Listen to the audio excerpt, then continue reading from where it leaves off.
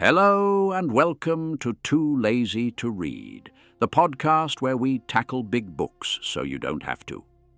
I'm Nigel, your resident bookworm and narrator.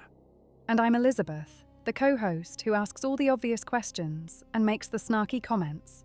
Today's episode is a deep dive into a medieval philosophical classic with a title that sounds, well, a bit judgy.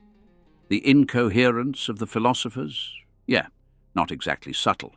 It was written in 1095 by Hamid Al-Ghazali, one of the rock stars of medieval Islamic thought.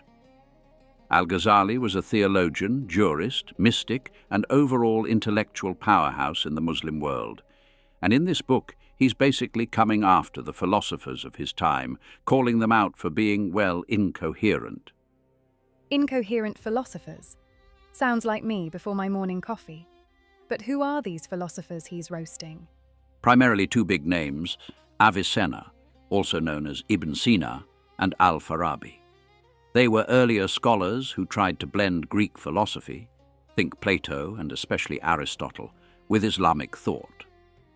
They believed you could figure out a lot of truth through pure reason. Avicenna, for example, was a genius polymath who loved Aristotle so much, he probably had posterior analytics on his bedside table. Al-Farabi, another heavyweight, was called the second teacher after Aristotle. That's how much he was into Greek wisdom. So these guys are the philosophers in the title, and Al-Ghazali, the theologian, basically says, I've had it with your highfalutin metaphysics. Exactly. Think of it as an intellectual showdown. On one side, the philosophers, with their grand theories about the universe always existing, God being some abstract principle, souls floating around without bodies and so on. On the other side, Al-Ghazali, defending orthodox Islamic theology, which says the world was created by God at a point in time. God is all-powerful and all-knowing, down to the tiniest detail. Miracles can happen, and yes, there will be a bodily resurrection on Judgment Day.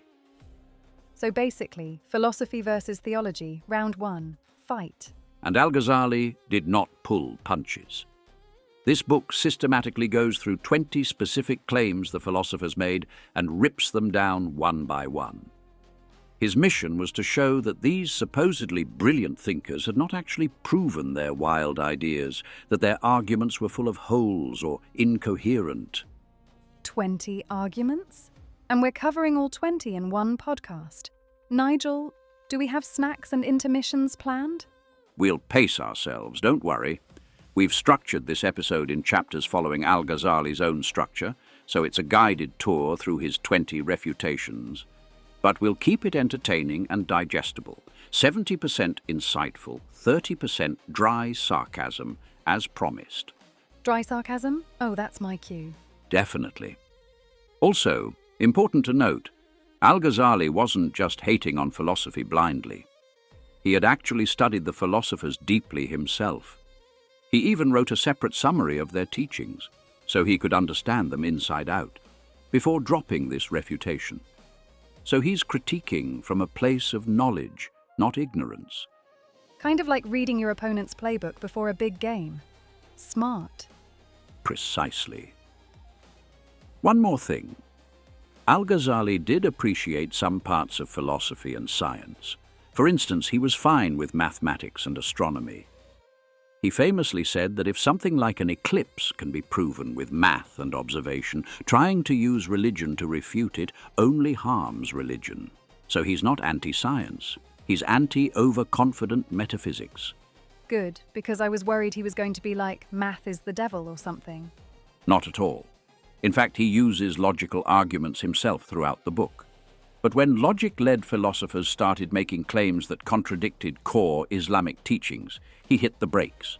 He essentially said, your logic isn't as airtight as you think, and where it contradicts faith, it's game over for your theories. Got it. So, shall we dive into these 20 points? Let's do it.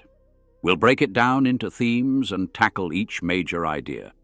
Think of this as a story with a cast of characters. The philosophers, Avicenna and friends, propose something, and Al-Ghazali responds with a counter-argument, often with a side of sarcasm, at least as we'll portray it. And we'll be here to narrate the drama. All right, folks.